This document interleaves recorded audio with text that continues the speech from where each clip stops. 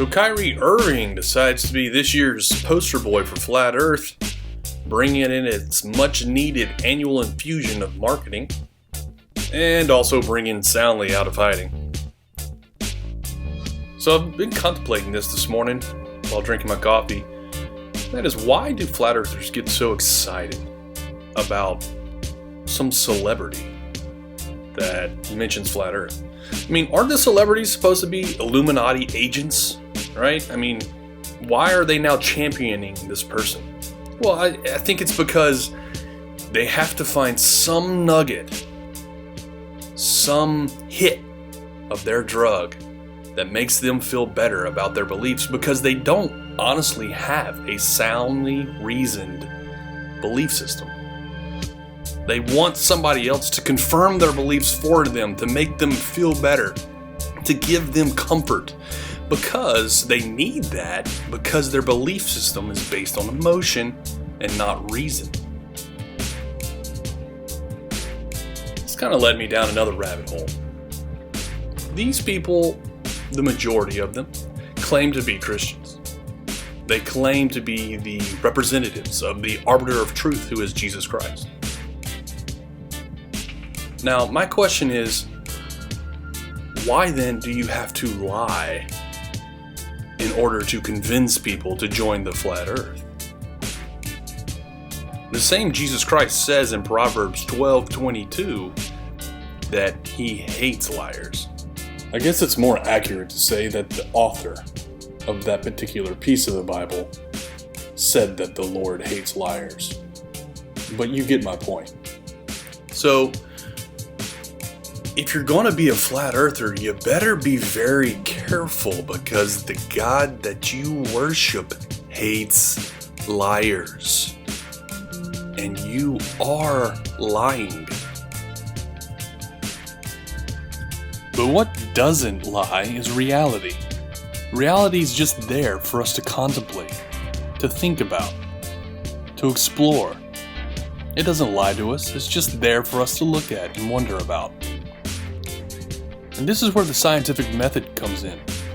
You see, scientists try to filter out their biases so that they don't jump to conclusions, so that they don't end up with faulty assumptions. What they do is they use the scientific method to keep their reasoning sound, so that when they do have conclusions, they're valid, or at least as close to valid as possible and ready for peer review. Now, the scientific method has credibility. Why? Because it's produced everything that we have as far as technology. The laptops, the cell phones, whatever device you're using right now to listen to this message. It was produced by the scientific method, by men thinking about what is possible and then engineering it. You see, the credibility of science can be determined by its practical application. When you practically apply the scientific theories that have been formulated through experimentation and they produce cell phones, then you know your theory is correct. Likewise, the credibility of the Bible depends on its consistency with reality. The Bible doesn't automatically have credibility. That's not how it works. And if it were how it works, then there would be no such thing as Christian apologetics. You see, reality's credibility is absolute. You can look at reality, make observations, and they will be true. Jesse Kozlowski shows how you can measure the curvature of the Earth yourself. Flat Earth denies that geodesy even exists. It's dishonest to say that Christian geodesists and Christian astronauts are lying about the shape of the Earth.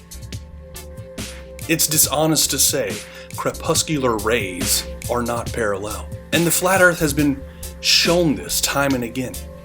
Crepuscular rays are parallel rays. You can see them diverge from the horizon, go over your head, and converge on the opposite horizon as anti-crepuscular rays. It's perspective that makes them look like they're diverging and converging. Flat Earth knows this, yet they still put out this crepuscular rays show that the sun is close meme. That is dishonesty. So really, this is just a warning for flat earthers. A reminder that the God that you worship hates liars.